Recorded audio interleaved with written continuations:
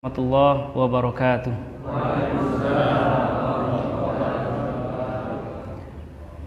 Bismillahirrahmanirrahim. Alhamdulillahi wahdah, wassalatu wassalamu ala man la nabiyya ba'dah, wala haula wala quwwata illa billah, amma ba'd. Direktur Bank Riau Kepri beserta jajarannya, kemudian jemaah sidang jamaah Musalah Baitur Rahim yang dimuliakan Allah Subhanahu wa taala. Nah, pada sore hari ini tema yang akan kita bahas ada sebuah judul yang mungkin cukup langka dibicarakan, yaitu tentang sanad keilmuan ulama Melayu. Sanad keilmuan ulama Melayu. Nah, di dalam Al-Qur'an, di dalam surat Al-Fatihah, Allah Subhanahu wa taala memerintahkan kita sebagai umat Islam untuk berdoa. Apa bunyi doanya? Ihdinas siratal mustaqim. Tunjukilah kami jalan yang lurus. Kemudian ayat ini disambung oleh ayat selanjutnya. Jalan yang mana? Yaitu siratal ladzina an'amta alaihim, yaitu jalan orang-orang yang telah engkau beri nikmat. Ghairil maghdubi alaihim waladdallin, bukan jalan yang orang-orang yang engkau kemarahi, dan bukan pula jalan orang-orang yang sesat. Nah, dari penggalan ayat surat Al-Fatihah ini ada satu benang merah yang kita ambil, bahwa perjalanan kita beragama maka dia mesti mengikut, yaitu jalan orang-orang yang telah diberi nikmat oleh Allah Subhanahu wa taala. Kemudian siapa mereka yang telah diberi nikmat itu? Ini kemudian menjadi tanda tanya yang mesti kita jawab. Nah, siapa mereka yang telah diberi nikmat oleh Allah Subhanahu wa taala? Di antara mereka yang telah diberi nikmat ialah mereka yang diberi oleh Allah Subhanahu wa taala ilmu pengetahuan. Dan ini di dalam ayat lain Allah Subhanahu wa taala katakan, yarfa'illahu alladzina amanu minkum walladzina utul ilma darajat. Niscaya Allah akan mengangkat derajat orang-orang yang beriman di antara kamu, kemudian orang-orang yang diberi oleh Allah Subhanahu wa taala ilmu pengetahuan. Bapak Ibu sidang jamaah yang dimuliakan Allah Subhanahu wa taala, berbicara mengenai ilmu ini, kemudian Imam Syafi'i yang terangkum dalam diwan beliau pernah menyatakan bahwa setidaknya ada 6 syarat yang mesti dipenuhi oleh orang supaya dia sampai kepada puncak pengetahuan itu. Ternyata ilmu ini punya puncak, Bapak Ibu. Dia bukan hanya sekedar hadir, menyimak, kemudian membaca, menelaah, bukan sekedar itu. Tapi ilmu ini mempunyai puncak, dan di antara puncak ilmu pengetahuan itu ada yang diistilahkan dengan malakah. Apa itu malakah? Ilmu yang sudah bersatu menjadi darah daging, bersatu dengan jiwa pemilik ilmu itu. Maka untuk mencapai puncak ilmu itu, kata Imam Syafi'i, ada 6 syarat yang mesti dipenuhi. 6 syarat. Di antara 6 itu, yang pertama ada kecerdasan di dalamnya. Tentu kita sebagai makhluk yang dimuliakan Allah, dengan akal fikiran kita sama-sama cerdas. Sebab kita diberi oleh Allah Subhanahu wa taala volume otak yang sama. Cuma masalahnya kemudian ada yang malas, ada yang rajin. Nah, lalu yang kedua, ada kalimat ijtihad, sungguh-sungguh. Bersungguh-sungguh dalam menuntut ilmu, tidak setengah-setengah. Lalu yang ketiga, menuntut ilmu itu mesti dengan lobo, tamak. Kalau lobo tamak kepada dunia tidak diboleh, dilarang. Tapi kalau tamak dalam ilmu itu malah dituntut. Segala macam ilmu mesti kita pelajari. Nah, selanjutnya ada istilah bulghah. Apa itu bulghah? Yaitu mempunyai kemampuan. Lalu syarat yang kelima yaitu orang yang menuntut ilmu mesti irsyadul ustadzi, di bawah bimbingan seorang guru. Nah, inilah akhlak, kemudian inilah kemudian tauladan yang telah dicerminkan oleh ulama-ulama kita dulu, termasuk ulama-ulama kita di tanah Melayu. Kalau mereka menuntut ilmu, ada istilahnya talaki, face to face, berhadapan dengan guru. Meskipun sekarang sudah ada istilahnya media sosial, sudah ada rekaman video, kemudian ada pengijazahan secara digital dan lain sebagainya, tapi ada hal-hal tertentu yang tidak bisa dirangkum oleh hanya sekedar pertemuan dalam video dan lain sebagainya. Ada talaki. Nah, disinilah kemudian muncul istilah sanad. Apa itu sanad? Sanad bermakna sandaran. Seseorang yang menuntut ilmu, dia bersandar kepada guru sebelumnya. Dan guru ini kemudian dimungkinkan mesti bersandar kepada guru-guru sebelumnya sampai kepada baginda Rasulullah sallallahu alaihi wasallam. Karena ada kalimat salah seorang ulama di Mesir, beliau bernama Syekh Muhammad Amin Al-Kurdi. Syekh Muhammad Amin Al-Kurdi pernah menyatakan dalam kitab beliau, apa kata beliau? Faman lam tattasil silsilatuhu ila hadratin nabawiyyati fahuwa maqtu'ul faidi wa lam yakun warisan li Rasulillah sallallahu alaihi wasallam. Apa kata beliau? Faman lam tattasil, siapa yang tidak bersambung kemudian sanad keilmuannya kepada Rasulullah sallallahu alaihi wasallam, maka terputus limpahan karunia. Tidak ada keberkahan. Nah, ini mungkin keberkahan ini yang dimiliki oleh orang-orang kita dulu. Kalau orang dulu mengajar, ulama dulu, satu kata yang diucapkan kepada murid, misalnya kalimat ajakan untuk salat misalnya, ayo nak kita salat, selama jiwa masih dikandung badan, kalimat itu masih teringat, masih terngiang-ngiang jelas bagi anak tersebut. Seolah-olah setitik dia tidak lupa, sebaris dia tidak hilang. Abadi dia selamanya. Kenapa? Karena ada keberkahan mengajar. Ada berkah. Nah, kembali kita kepada perkataan Syekh Muhammad Amin Kurdi. Faman lam tattasil silsilatuhu ila hadratin nabawiyyati, siapa yang tidak bersambung sanad atau keilmuannya kepada baginda Rasulullah sallallahu alaihi wasallam, fahuwa maqtu'ul faidi, maka terputus limpahan karunia, falam yakun warisa li Rasulillah sallallahu alaihi wasallam, maka dia tidak dapat dikatakan sebagai pewaris para nabi. Tidak dapat dikatakan kalau dia misalnya pintar, alim secara zahir misalnya, tapi ketersambungan sanadnya dengan baginda Rasulullah itu tak ada.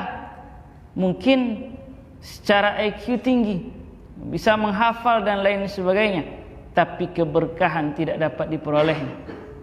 Keberkahan pengajaran, keberkahan ilmu dan lain sebagainya, itu tidak nampak pada pribadinya itu.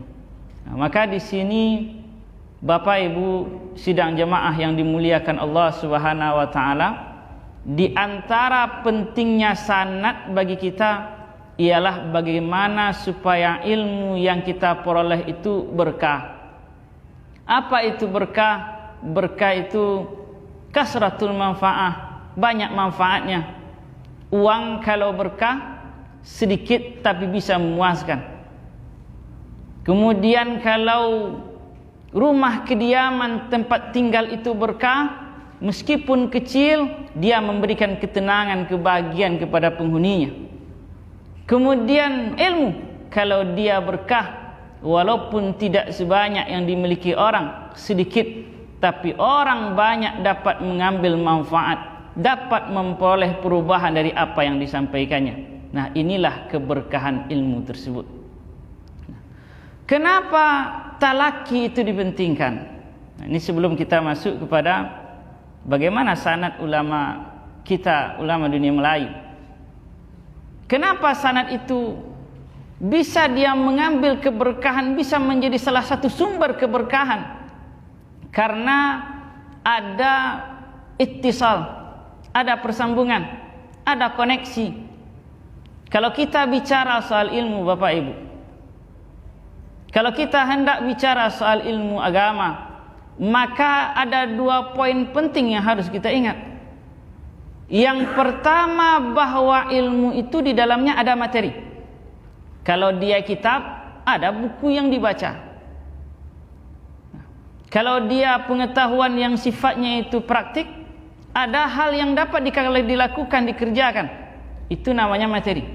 Tapi yang kedua, ada yang berhubungan dengan rohani. Nah, inilah al-ittisal ar-rohani. Bagaimana koneksi rohani kita kepada guru. Koneksi rohani.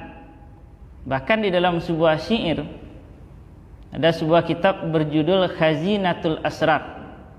Nah, ini kitab yang selalu dipesankan oleh orang tua ulama-ulama kita dulu. Bahkan dulu, kalau dulu kan tidak seperti sekarang. Dulu kalau orang mau beli kitab itu, ditumbangkan kerbau 1 ekor, dijual kerbau. Kenapa? Kitab itu mahal. Dan dibelinya tidak ada di kampung, di Mekah, dibawa dari Mekah. Nah, orang-orang tua-tua dulu, ulama dulu berpesan, kalau ada di antara kalian yang pergi ke Mekah, kata beliau, kalau ada yang pergi ke Mekah, jangan lupa bawa nanti kitab Khazinatul Asrar karangan Syekh Muhammad Haqqi An-Nazili.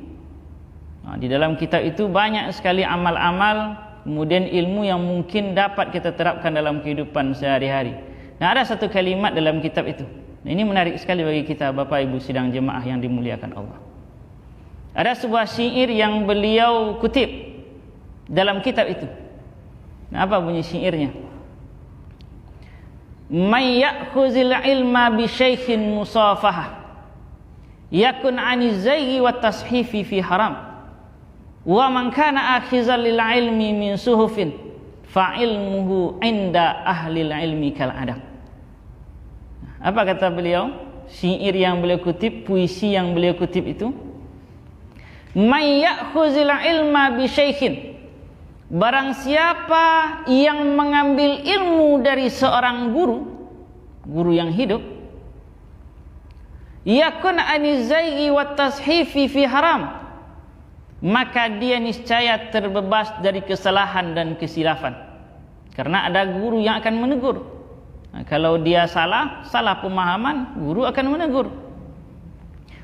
Sebaliknya, wa man kana akhizan lil ilmi min suhufin, siapa yang hanya mengambil ilmu hanya dari lembaran kertas saja, tanpa kemudian dia talaki belajar kepada guru, fa ilmuhu 'inda ahli ilmi kal adam, maka ilmunya menurut ahli ilmunya itu dianggap zero, dianggap nol, dianggap tidak ada. Karena tadi tidak ada ketersambungan rohani ini. Nah, dia ada istilahnya ketersambungan rohani.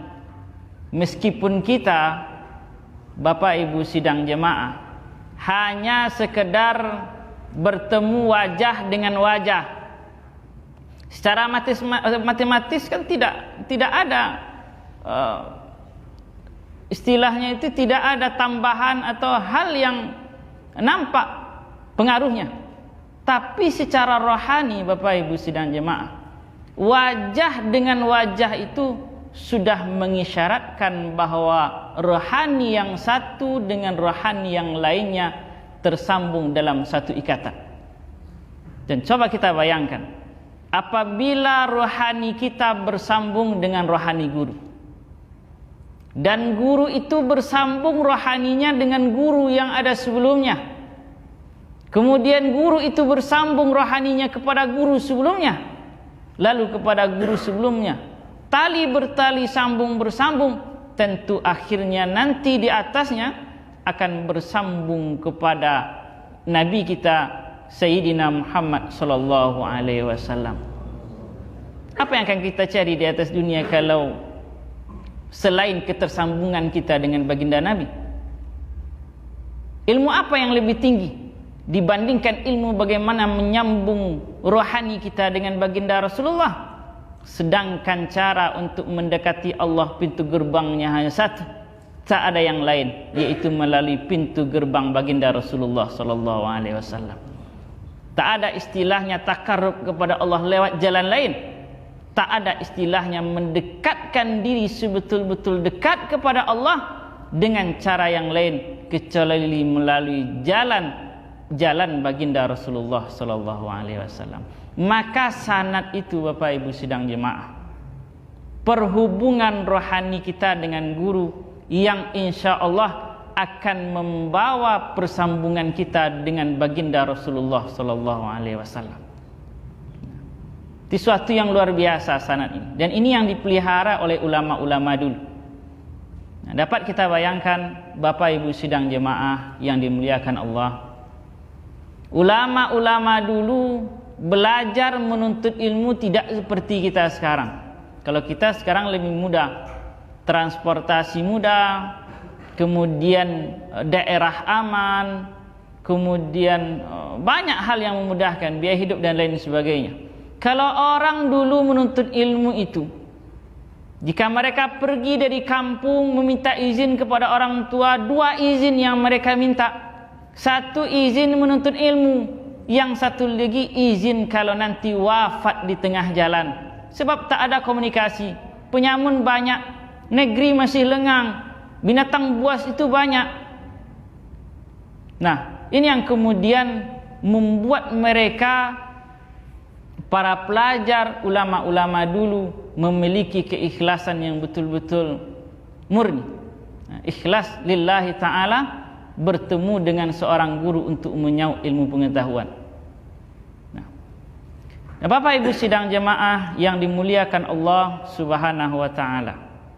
Jadi sanad ini penting. Maka kita bersyukur kepada Allah Subhanahu wa taala, di wilayah kita ada guru-guru yang telah menumpahkan perhatiannya untuk ilmu pengetahuan, sehingga kita dapat mengambil sanad dari mereka, dapat bertemu wajah, kemudian dapat menyaup ilmu yang tidak ada batasnya, insyaallah taala. Nah, kemudian kalau kita bicara soal sanad keilmuan ulama Melayu, maka ada 2 sanad yang perlu kita perhatikan. Ada 2 hal yang perlu kita perhatikan. Yang pertama ialah ada istilahnya sanad dalam qaryah, dalam kampung itu sendiri. Kemudian ada sanad di luar kampung, dan biasanya sanad di luar kampung itu ialah sanad Mekah Al-Mukarramah. Jadi ulama-ulama dulu tidak main-main. Mereka kalau belajar ilmu agama, belajar di kampung misalnya, itu belajar di kampung itu sebagai mukaddimah saja, sebagai pendahuluan. Pendahuluan untuk apa? Untuk mereka dapat pergi ke Mekah, menyaup ke telaga ilmu yang lebih banyak ulamanya lagi, itu Mekah Al-Mukarramah. Nah, di kampung belajar kitab-kitab yang sebagai elementernya, belajar nahwu, bahasa Arab, belajar saraf, belajar hadis, tafsir dan lain sebagainya. Dan ini nanti yang dibawanya pergi ke Mekah. Nah, perjalanan mereka itu tidak mudah. Ada yang naik kapal uap berbulan-bulan di tengah lautan. Ada di antara yang pergi itu wafat di tengah jalan, maka dia dikuburkan saja, ditenggelamkan ke dalam dasar lautan. Ada di antara mereka itu yang jalan kaki. Mungkin kita mengenal ulama besar dari Indonesia, dari Sumatera, yaitu Syekh Muhammad Yasin bin Muhammad Isa Al-Fadani. Nah, orang tua beliau itu berasal dari Pariaman, Sumatera Barat. Ayah beliau bernama Muhammad Isa. Dalam riwayatnya disebutkan Kalau Muhammad Isa ini, beliau ketika menuntut ilmu pergi ke Mekah itu berjalan kaki, berdua dengan dengan saudaranya itu yang bernama Syekh Mahmud. Bayangkan, berjalan kaki dari pantai barat Sumatera, kemudian terus ke wilayah Aceh, menyeberang ke Patani, jalan kaki. Ada berbulan-bulan, bahkan lebih tahunan, baru sampai ke Mekah. Ini semua dalam rangka apa? Sidang jemaah yang berbahagia, dalam rangka untuk menyambung isnad, menyambung sanad dengan para guru, yang itu akan berhulu kepada baginda Rasulullah sallallahu alaihi wasallam. Maka tidak heran kalau Syekh Muhammad Yasin bin Isa, anak daripada Syekh Muhammad Isa yang jalan kaki tadi, beliau sampai hari ini dikenal sebagai musnid dunia, ahli sanad dunia. 700 ulama yang pernah menjadi gurunya, 700 ulama. Bahkan ada yang menyebutkan musnid dunia lal itlaq, musnid dunia, ahli sanad dunia secara mutlak, yang sampai sekarang belum dapat ditandingi. Ini dapat menjadi iktibar bagi kita, dapat menjadi ibarat betapa ulama-ulama dulu kesungguhan, juhud dalam menuntut ilmu telah menyampaikan mereka kepada yang namanya puncak ilmu pengetahuan, sehingga ilmu yang mereka ajarkan itu berkah. Ilmu yang bukan hanya sebagai makanan otak, tapi diamalkan dalam kehidupan sehari-hari, kemudian diejawantahkan ke dalam taat kepada Allah Subhanahu wa taala. Seperti batang kayu, Bapak Ibu sidang jemaah. Seperti batang kayu yang benihnya ditanam dengan baik, kemudian dia hidup dalam suasana dan cuaca yang cukup baik, kembang tumbuh dengan baik, lalu batang kayu itu bukan hanya sekedar mengeluarkan cabang, mengeluarkan ranting, bukan hanya sekedar mengeluarkan daun-daun yang hijau tanpa dimakan oleh hama, tapi batang kayu itu juga mengeluarkan buah yang ranum, manis rasanya. Maka disinilah isnad itu, sekali lagi kita katakan, hal yang terpenting dari ilmu pengetahuan itu, di samping materinya adalah sanad keilmuan, bersambungnya pribadi kita dengan pribadi guru yang membawa persambungan rohani kita kepada rohaniyah baginda Rasulullah sallallahu alaihi wasallam. Ada ulama-ulama besar yang kita kenal di tanah Melayu. Di Penyengat dulu ada seorang ulama besar di tanah Mekah. Beliau berasal dari Simabur Batu Sangkar, yang bernama Syekh Ismail Al-Khalidi Al-Minangkabawi, Al-Jawi. Kalau dulu daerah kita disebut dengan Jawi. Jawi itu Jawa. Jawa itu apa? Asia Tenggara, negeri bawah angin. Nah, kalau hanya menyebut pulau Jawa saja, maka ditambah di belakangnya Al-Jawi Al-Mariki. Nah, itu kalau pulau Jawa saja.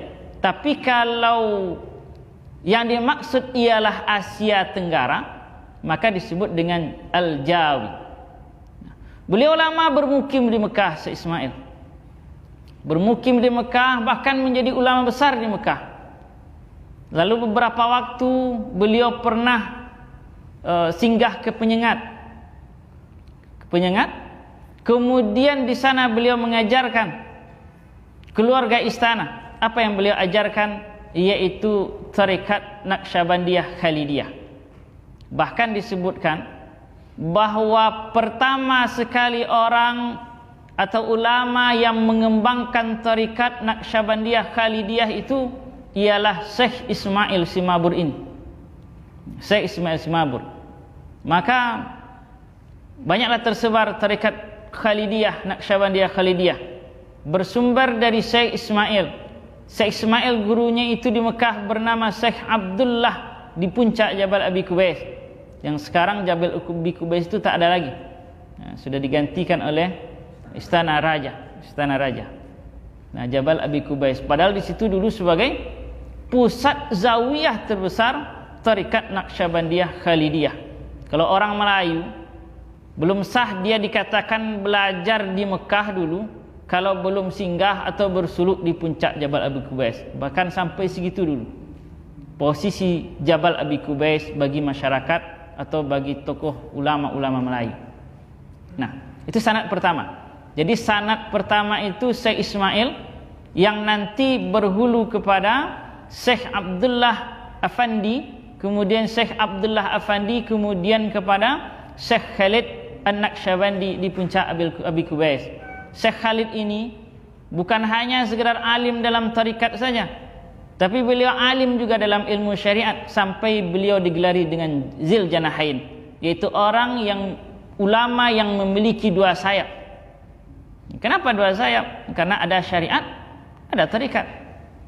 Nah, kalau unggas, dia akan terbang ketika dia memiliki dua sayap itu, zahir dan batin yang bersijali. Nah, kemudian ada tokoh lain di pantai timur yang bernama Syekh Abdul Wahab Rokan. Bahkan di tempat kita ada cucu beliau yang mengembangkan pondok pesantren Babus Salam. Syekh Abdul Wahab Rokan itu merupakan salah satu khalifah besar daripada Syekh Sulaiman Zuhdi, juga di Jabal Abi Qubais. Syekh Sulaiman Zuhdi ini sosok yang alim. Bahkan beliau kealimannya itu bukan hanya dalam tarikat, lebih dari itu dalam bidang syariat, dalam falak, dalam astronomi. Ilmu astronomi, kalau orang dulu ketika belum ada jam, mereka kalau ingin mengukur waktu itu pakai namanya rubu' mujayyab. Apa itu rubu' mujayyab? Seperempat lingkaran yang sudah diolah sedemikian rupa, punya kode-kode.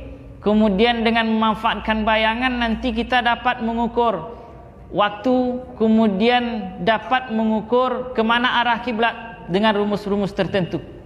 Jadi sanad rubu' mujayyab orang dunia Melayu itu nanti akan berhulu kepada Syekh Sulaiman Zuhdi di puncak Jabal Abi Qubais. Lalu ada sosok lain, tokoh yang terkenal. Beliau bernama Syekh Abdul Ghani Batu Basuri. Syekh Abdul Ghani Batu Basuri dikenal sebagai tokoh ahli tarekat. Beliau ahli kerohanian. Banyak ulama-ulama itu yang berguru kepada beliau. Salah satu keistimewaan beliau, murid-muridnya yaitu dari kalangan ulama-ulama besar. Di antara muridnya itu ada namanya Syekh Mudawali Al-Khalidi Aceh, ulama besar yang berpengaruh di Aceh. Syekh Mudawali bertahun-tahun belajar ilmu syariat, belajar fikih, balaghah, belajar tafsir, belajar hadis dan lain sebagainya, tapi merasakan hampa dalam hidupnya. Belum merasakan bagaimana kepuasan batin yang dicari-cari selama ini. Maka oleh teman-temannya beliau dinasihati untuk datang ke Batu Basuri. Maka di Batu Basuri lah beliau kemudian bersimpuh mengamalkan tarekat Naqsyabandiyah. Bahkan dikatakan bahwa beliau saking begitu kuatnya riyadhah untuk mendekatkan diri kepada Allah sampai lumpuh kakinya beberapa saat. Saking begitu luar biasanya ketaatan beliau untuk mengerjakan zikir kepada Allah Subhanahu wa taala. Kemudian ada ulama lain yaitu Syekh Ja'far Pulau Gadang, juga merupakan ulama tarekat Naqsyabandiyah.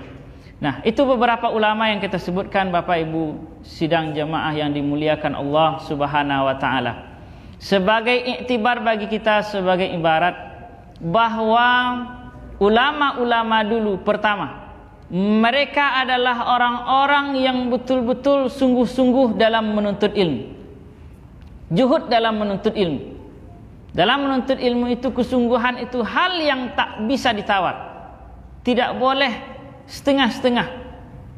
Asalkan orang itu bersungguh-sungguh menuntut ilmu, niscaya dia akan memperoleh hasilnya. Karena yang disuruh itu kan juhudnya itu, kesungguhan. Dalam ayat disebutkan walladzina jahadu fina lanahdiyannahum subulana. Orang-orang yang sungguh-sungguh menuju kami, kata Allah, walladzina jahadu fina lanahdiyannahum subulana. sungguh kami akan menunjukkan jalan menuju kami. Kesungguhan itu hal yang tak dapat ditawar, dan ini sudah tercermin dari bagaimana ulama-ulama dulu dalam menuntut ilmu agama. Kemudian yang kedua, iktibar dan ibarat yang kita ambil dari sanad, dari keilmuan ulama-ulama dulu, bahwa ulama-ulama dulu merupakan orang-orang yang menyambung rohaninya kepada guru lewat talaki, kemudian lewat yang namanya jalur sanad ini. Sehingga tidak heran pengajaran yang mereka berikan atau tunjuk ajar yang mereka tinggalkan, bahkan sebagaimana yang kita sebut tadi, setitik dia tidak hilang, sebaris dia tidak lupa, abadi, terekam jelas bagi muridnya. Kemudian yang ketiga, sidang jemaah yang dimuliakan Allah Subhanahu wa taala, di antara iktibar dari sanad ulama-ulama dulu, bahwa ulama-ulama dulu mereka mempunyai adab yang begitu sungguh kepada guru mereka. Adab merupakan hal yang sangat urgen, sangat penting dalam menuntut ilmu, dan ini dapat terekam jelas ketika mereka mempunyai sanad dalam ilmu itu sendiri. Nah, bagaimana adab? Adab diantaranya yaitu dengan menghormati gurunya. Bagi orang penuntut ilmu di zaman dulu, sidang jemaah, guru itu tak pernah mati, tak pernah mati. Meskipun ajal sudah menjemput. Bahkan ada istilah di kalangan orang tua-tua dulu, menziarahi guru yang hidup menambah ilmu, menziarahi guru yang sudah mati menambah makrifat. Keduanya sama-sama mempunyai manfaat. Guru tak pernah mati karena ada ayat wala taqulu liman yuqtalu fi sabilillahi amwat bal ahya'un walakin la tash'urun. Jangan kamu kira, jangan kamu katakan orang yang wafat di jalan Allah itu mati, tapi mereka hidup, cuma kamu yang tidak merasakan. Maka dari apa yang kita sampaikan ini, sidang jemaah Bapak Ibu yang dimuliakan Allah Subhanahu wa taala, mumpung kita masih diberi umur oleh Allah Subhanahu wa taala, mumpung waktu masih ada, dan kita tak tahu entah kapan ajal datang, panggilan innalillahi wa inna ilaihi rajiun itu dikumandangkan atas nama kita, entah kapan. Maka dalam waktu yang masih ada ini, mari kita sama-sama meneladani, mengambil iktibar dari ulama-ulama kita dalam menuntut ilmu. Sebagaimana yang kita sebut tadi, pertama ialah bagaimana kita betul-betul sungguh-sungguh menyambung sanad kita kepada ulama-ulama kita dulu. Yang kedua yaitu bagaimana kita meneladani sikap mereka terhadap ilmu. Semoga dengan hal demikian, Bapak Ibu sidang jemaah yang dimuliakan Allah, kita menuntut ilmu dengan kesadaran, kemudian dengan hikmah yang ditinggalkan oleh ulama dulu, itu menjadi pengantar nanti kita wafat dalam husnul khatimah. Dapat kita mempertahankan nafas kita yang terakhir itu. Karena yang dituntut itu apa? Nafas yang terakhir keluar, bertahun-tahun ibadah luar biasa, apa yang tak dikerjakan orang bisa kita mengerjakannya. Tapi kalau yang satu nafas itu lalai, maka itu pun bisa masuk kita kepada su'ul khatimah, dilalaikan Allah Subhanahu wa taala. Tapi ada orang tertentu yang dia tidak banyak ibadah dan lain sebagainya, tidak seperti kita, tapi Allah Subhanahu wa taala memberikan rahmat baginya. Satu nafas di akhir itu diingatkan Allah Subhanahu wa taala dengan sempurna ingat. Nah, meskipun kita tak tahu bagaimana akhir usia kita, yang jelas bagi kita ialah mengusahakannya. Di antara usaha untuk mendapatkan husnul khatimah yaitu dengan mengikat rahani, yaitu dengan menyadarkan sanad kita kepada ulama, kemudian mencontoh bagaimana mereka itu dalam menuntut ilmu agama. Nah, mungkin itu saja Bapak Ibu sidang jemaah yang dimuliakan Allah Subhanahu wa taala. Semoga kita semua termasuk golongan hamba-hamba Allah yang rasih dalam ilmu. Semoga kita semua ini termasuk golongan umat Nabi Muhammad yang betul-betul bersambung kepada beliau hendaknya dan masuk surga bersama beliau nanti di akhirat kelak hendaknya. Amin ya rabbal alamin. Demikian saja, wallahul muwaffiq ila aqwamit thariq wal hadi ila sabilir rasyad. Assalamualaikum warahmatullahi wabarakatuh.